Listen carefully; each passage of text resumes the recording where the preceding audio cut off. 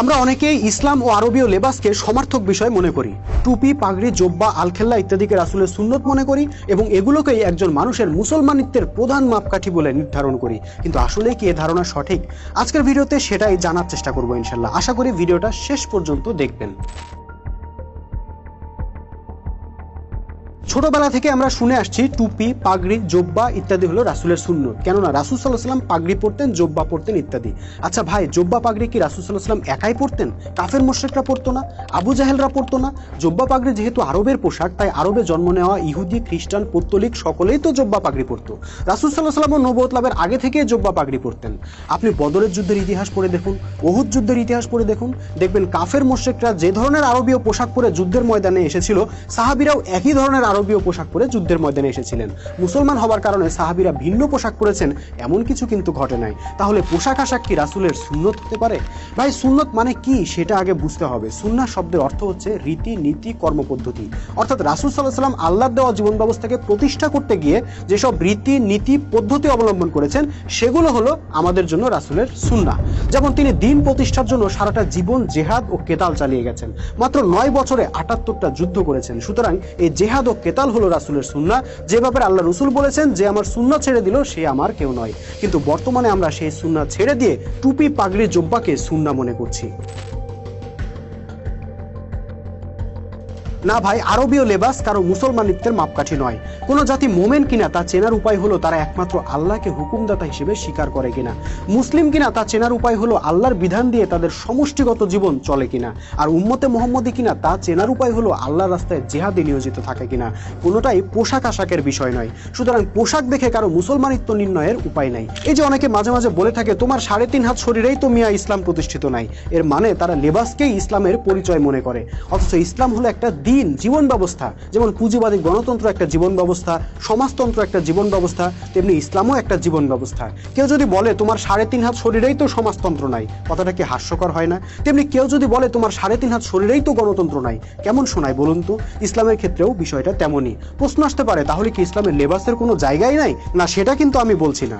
দেখুন, ইসলাম চায় মোমেনরা উন্নত, ভদ্র, সভ্য, আধুনিক ও স্মার্ট উম্মাহ হিসেবে মাথা উঁচু করে দাঁড়াবে। একটা স্মার্ট জাতির সবকিছুর মতো পোশাক আশাকও হবে স্মার্ট, শালীন, ভদ্র।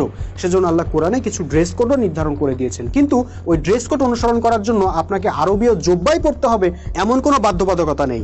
আপনি চাইলে লুঙ্গি গেঞ্জি পরে ওই ড্রেস কোড অনুসরণ করতে পারবেন, আবার চাইলে শার্ট প্যান্ট পরেও পারবেন, আবার জোব্বা পরেও পারবেন। এটা আপনার চয়েস। আপনি ইচ্ছা হলে জোব্বা পরেন, অসুবিধা নাই। কিন্তু যিনি শার্ট প্যান্ট পরে আছেন তাকে আপনি বলতে পারেন না তার লেবাস ঠিক নাই। না, তার লেবাসও ইসলামের মানদণ্ডের মধ্যেই আছে।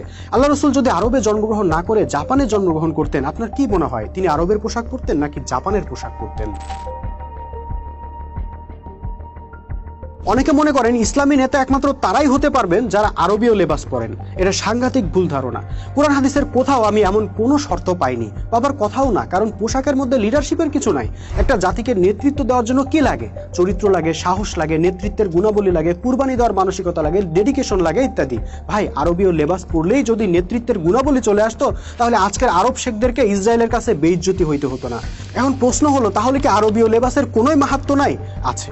যেহেতু আল্লাহর রাসূল আরবে জন্মগ্রহণ করেছেন ও আরবীয় পোশাক পরিধান করেছেন, সুতরাং তার প্রতি ভালোবাসা থেকে আপনি যদি আরবীয় লেবাস পরিধান করেন, এটা আপনার ভালোবাসার হৃদ্যতার বহিঃপ্রকাশ হবে এবং এই ভালোবাসার পুরস্কারও আপনি আল্লাহর কাছ থেকে পাবেন। কিন্তু ভাই, সেটাকে আপনি অন্যদের উপর জোর করে চাপিয়ে দিতে পারেন না। আমাদের আঞ্চলিক পোশাককে খারিজ করে দিতে পারেন না। বাংলাদেশের মানুষের সংস্কৃতি মোতাবেক বাংলাদেশের মানুষ পোশাক পরবে, এটাকে বিরূপ নজরে দেখার তো কিছু নাই। এদেশের কৃষকরা হাঁটু সমান কাদা পানিতে নেমে ধানের চারা রোপণ করেন, এটা কি জোব্বা পরে করা সম্ভব?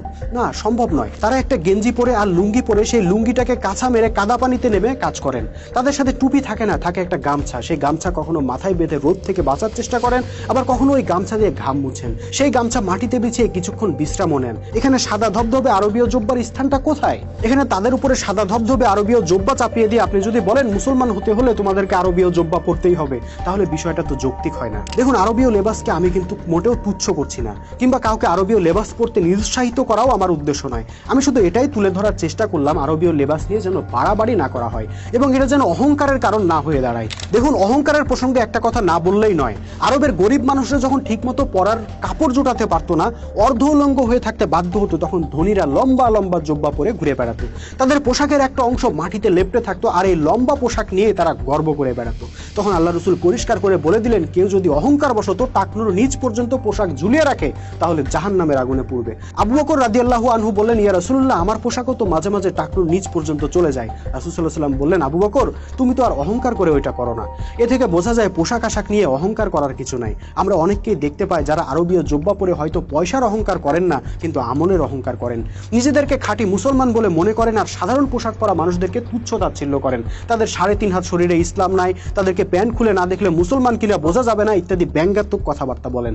তারা জেনে হোক আর না জেনে হোক তাদের পোশাক নিয়ে অহংকার প্রদর্শন করেন, যা জাহান্নামের কারণ হয়ে দাঁড়াতে পারে। আশা করি এই ভিডিওটা দেখে তাদের ভুল ভাঙবে। দর্শক, আজকের মতো এ পর্যন্ত। ভিডিওর শেষে যুক্ত থাকা হোয়াটসঅ্যাপ নাম্বারে আপনার মতামত জানাতে ভুলবেন না। পরবর্তী ভিডিও দেখার আমন্ত্রণ জানিয়ে আজকে এখানেই বিদায় নিচ্ছি। সবাইকে আল্লাহ হাফেজ, সালামু আলাইকুম ওয়া রাহমাতুল্লাহি ওয়া বারাকাতুহু।